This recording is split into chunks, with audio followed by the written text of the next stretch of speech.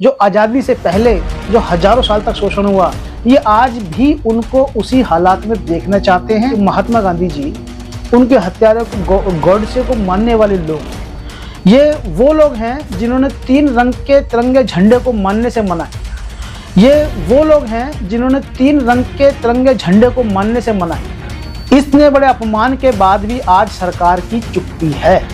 ये और भी ज़्यादा शर्मनाक और संदेहजनक बात है के ऊपर एक संदेह किया जा सकता है कि जिस इतने ऊंचे पद के ऊपर बैठे हुए लोग भी सुरक्षित नहीं हैं, तो क्या उस देश के अंदर लोकतंत्र सुरक्षित हाथों में हैं कि ये उसी मानसिकता के लोग हैं, वही सोच रखने वाले लोग हैं जिन्होंने देश के बंटवारे करे, जिनकी वजह से देश गुलाम हुआ, जिनकी वजह से आज देश नहीं रहा, जातियों का देश हो गया है। आज वैज्ञानिकों को जेल में डाला जा रहा है और ऐसे गुंडे जो सीजीआई के साथ में जिस तरह की हरकत करते हैं और उनके ऊपर सरकार कोई भी कार्रवाई नहीं करती है।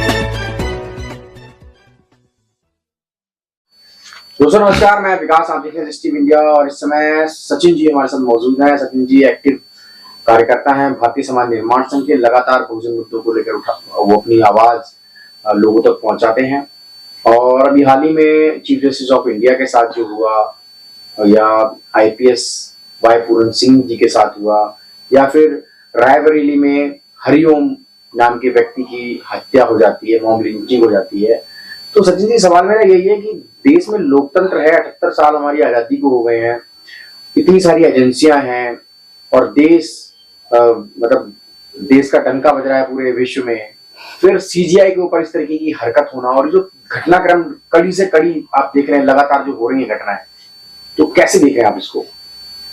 जी, सबसे पहले तो विकास जी आपका बहुत बहुत धन्यवाद, क्योंकि जो देश के अंदर लोकतंत्र का जो चौथा स्तंभ जिसको कहा जाता है, यानी कि मीडिया, आज देश में एक बहुत बड़े तबके के साथ बहुत बुरा हालात देश में चल रहे हैं।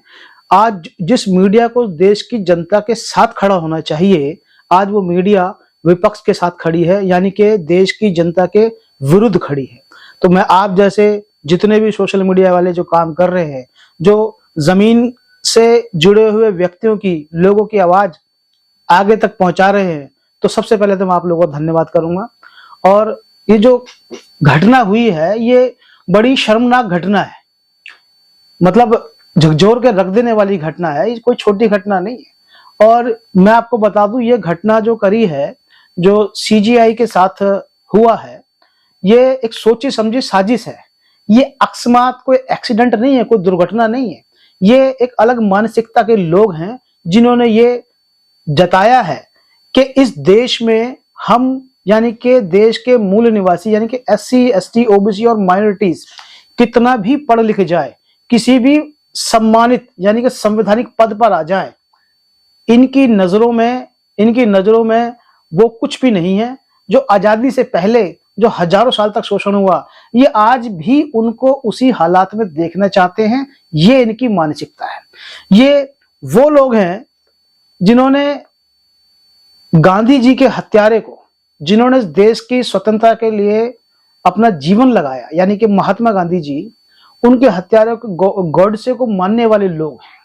तो इनकी पहली ही कड़ी पर इनकी विचारधारा, इनकी मानसिकता को समझा जा सकता है। ये वो लोग हैं जिन्होंने 3 रंग के तिरंगे झंडे को मानने से मना किया। इन्होंने कहा कि 3 रंग का झंडा अपवित्र है, 3 रंग नहीं होने चाहिए, हम इसको नहीं मानेंगे। और इन्होंने इसका अपमान भी किया, इस तिरंगे झंडे का, इसको नहीं माना, जिस कारण इनके जो सामाजिक संगठन है, जो जिस तरह की ये सोच विचार रक्षक को चलाने वाले जो संगठन है, उनको सरकारों ने बैन किया उस वक्त पर। ये वो लोग हैं कि जिन्ना और सावरकर, यानी कि ये 2 विपक्ष थे, एक मुस्लिम लीग से और एक हिंदू लीग से।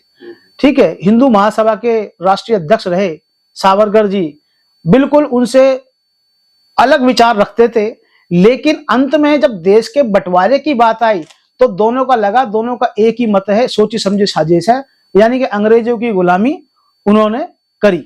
ये वही लोग हैं, जब स्वतंत्रता संग्राम देश का चल रहा था, जब बच्चा, युवा, वरिष्ठ देश के लिए अपनी जान न्यौछावर कर रहे थे, माताएं बहनें अपनी देश के लिए जान न्यौछावर कर रही थी आजादी के लिए, ये वो लोग हैं, इन्होंने उस वक्त भी हिंदू और मुस्लिम की लड़ाई लड़ी, यानी कि स्वतंत्रता संग्राम को कमजोर करने की पूरी कोशिश करी। इन्होंने अंग्रेजों से तनख्वाहें ली हैं, आज तक इनका रिकॉर्ड रहा है, पेंशनें भी ली हैं। ये बेहद ही शर्मनाक इनकी ये घटना है। मतलब देश को अपमानित कैसे किया जाए, ये मानसिकता के लोग समझते हैं, जानते हैं देश को अपमानित कैसे किया जाए। आज सिर्फ सीजेआई का अपमान नहीं है, यानी कि आज जो है भारत के अंदर किस विचार के लोग हैं, यानी कि विश्व के अंदर भारत का अपमान इस व्यक्ति विशेष ने, इस व्यक्ति की विचारधारा को मानने वाले लोगों ने ये किया है।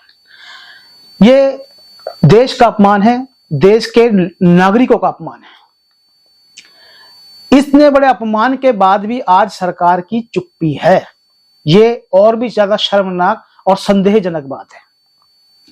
यानी कि सरकार पर भी ये सवाल खड़ा होता है कि संवैधानिक पद पर, देश के सर्वोच्च न्यायालय के सर्वोच्च पद पे बैठे व्यक्ति भी सुरक्षित नहीं है, ऐसी सरकार के अंदर हम अभी अपना जीवन जी रहे हैं।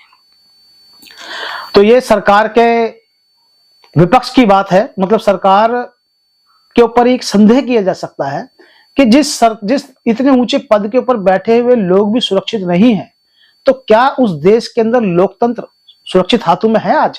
क्या देश का संविधान सुरक्षित हाथों में है आज?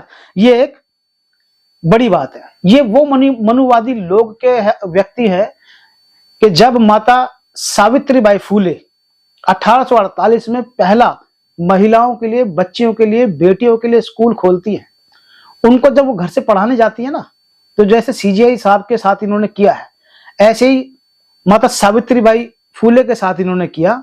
मतलब उन पे गोबर फेंकते थे, उनको गोबर फेंक करके अपमानित किया। लेकिन ये और बात है कि ये देश के जो मूल निवासी हैं, ये ज्योतिबा फूले, डॉक्टर अंबेडकर को मानने वाले लोग हैं, ये डरने वाले लोग नहीं हैं, क्योंकि ये लोग जानते हैं कि ये उसी मानसिकता के लोग हैं, वही सोच रखने वाले लोग हैं जिन्होंने देश के बंटवारे करे, जिनकी वजह से देश गुलाम हुआ, जिनकी वजह से आज देश नहीं रहा, जातियों का देश हो गया है।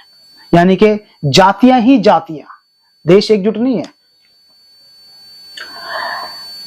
बेटियों की पढ़ाई के लिए ज्योतिबा फूले ने जो संघर्ष किया वो सब जानते हैं। उसके बाद बाबा साहब ने देश के मूल निवासियों को, अगर आजादी से पहले देखा जाए तो इन्हीं लोगों से उनकी लड़ाई रही, इन्हीं विचारधारा के लोगों से उन्होंने जंग करी, सामाजिक न्याय देश के मूल निवासियों को दिलवाया और संविधान की रचना करी। संविधान में सबको बराबर का हक अधिकार दिया। ये बाबा साहब की देन है। ये मनुवादी लोगों से सीधी सीधी आर पार की ये लड़ाई है, ये सामने नहीं आएंगे, ये हमारे लोगों को ही बरगला करके, हमारे लोगों के ही सामने लेकर के आते हैं। तो ये विशेष मानसिकता वाले लोग हैं, अलग विचारधारा के लोग हैं। ये देश की जनता को फैसला स्वयं लेना होगा, क्योंकि आज ये लोग बहुत ताकत में, तादाद में सामने खड़े हैं। लेकिन देश की जनता 90% है। देश की जनता जब चाहे तब इसका जो है समाधान ढूंढ सकती है, क्योंकि महापुरुषों ने कहा है कि जब न्याय कार्यपालिका से न मिले, जब न्याय न्यायपालिका से न मिले, जब न्याय सरकार ना करे, तब देश की जनता भी न्याय करती है, और वो न्याय सर्वोपरि न्याय कहलाता है। अभी वाई पूरन सिंह जी के बारे में क्या कहेंगे आप सर? इतना सीनियर आईपीएस ऑफिसर, और फिर उनको होमगार्ड का डीजीपी बनाया जाता है, ये तो पोस्ट के अगेंस्ट ही है सर ये। और फिर उनका सुसाइड कर लेना, कैसे देख रहे हैं इस घटना को कि एक आईपीएस ऑफिसर भी सुरक्षित नहीं है? क्या इस तरीके के षड्यंत्र जो है वो मूल निवासी जो बड़ी बड़ी पोस्टों पे लोग बैठे हुए उनके खिलाफ रचते हैं? देखिए, ये जैसा कि मैंने आपको पहले बताया कि ये वही मानसिकता के लोग हैं, ये सावरकर और गॉडसे को मानने वाले लोग हैं कि मतलब हमारे लोग कितने भी ऊंचाइयों पर छू जाएं, कितने भी पढ़ लिखे जाएं, लेकिन ये लोग इनको बर्दाश्त नहीं करते हैं। ये लोग उनको फिर दोबारा उसी फटे पुराने हाल में जो हजारों साल तक रखा गया उसमें देखना चाहते हैं। अगर हमारा कोई व्यक्ति, हमारा से मतलब देश का कोई मूल निवासी, अगर कोई मेहनत करके आगे बढ़ जाए तो ये इनसे बर्दाश्त नहीं होता। ये उसको प्रताड़ित करने के नए नए तरीके देखते हैं, क्योंकि शासन सत्ता में अभी यही लोग हैं, शुरू से यही लोग हैं इन्होंने ही कब्जा करके शासन सत्ता पे कब्जा किया हुआ है। चाहे तो आप आंकड़े उठा करके देख लो, जो अपना आपको तथाकथित स्वर्ण समाज कहते हैं, यही लोग आज सारे ऊंचे जो देश के मेन मुख्य पद हैं उन्हीं पर बैठे हैं। तो ये इन लोगों को कैसे बर्दाश्त कर लेंगे। दूसरा, ये जो घटना हुई है ये कोई पहली बार नहीं हुई है, ये सीजीआई साहब के साथ हुई, फिर उसके बाद में ये वाई पूरन साहब के साथ में हुई है। उसके बाद में आप देखोगे तो ये उससे पहले गुजरात के अंदर भी कितना बड़ा उन लोगों के साथ में बड़ा अत्याचार हुआ है, मतलब अमानवीय अत्याचार, मतलब एक मनुष्य के साथ ये कैसे कर सकता है। इनकी ये कर सकते हैं, ये मतलब इनके लिए क्या शब्द, जितने भी हम शब्द, कठिन शब्द का इस्तेमाल किए जाए वो कम है। ये कठोर है, निर्दयी है और ये मनुष्य को मनुष्य ना समझने वाले लोग हैं।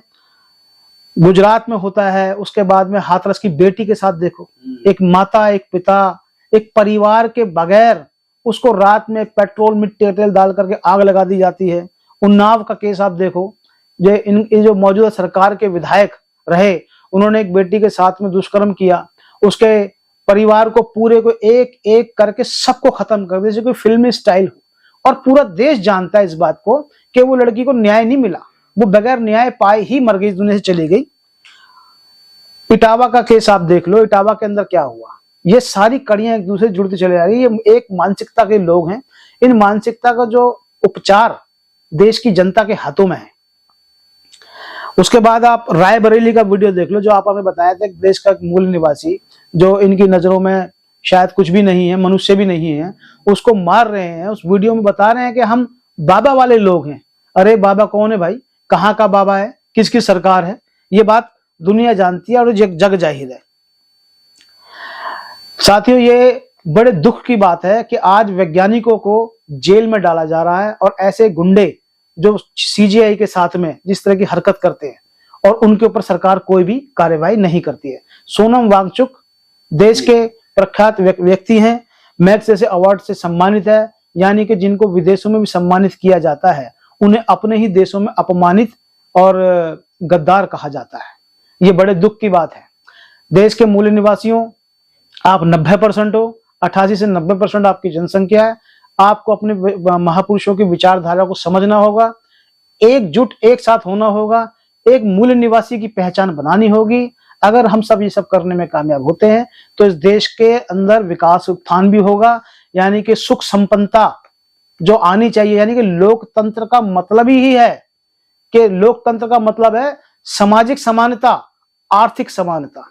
सामाजिक समानता आपकी एक मूल निवासी की पहचान से आएगी, और जब तुम्हारी एक मूल निवासी सब एकजुट हो जाओगे, सरकार भी तुम्हारी होगी। और जब सरकार में आप लोग होगे तो सरकार के हजारों हाथ होते हैं। रोजगार, आर्थिक स्थिति को मजबूत सरकारें ही करती हैं। इसीलिए देश की जनता एकजुट होकर के अपना वोट देती है, अपने नेता को आगे पहुंचाती है, ताकि वो उसके लिए सामाजिक और आर्थिक लड़ाइयां लड़ सके। धन्यवाद।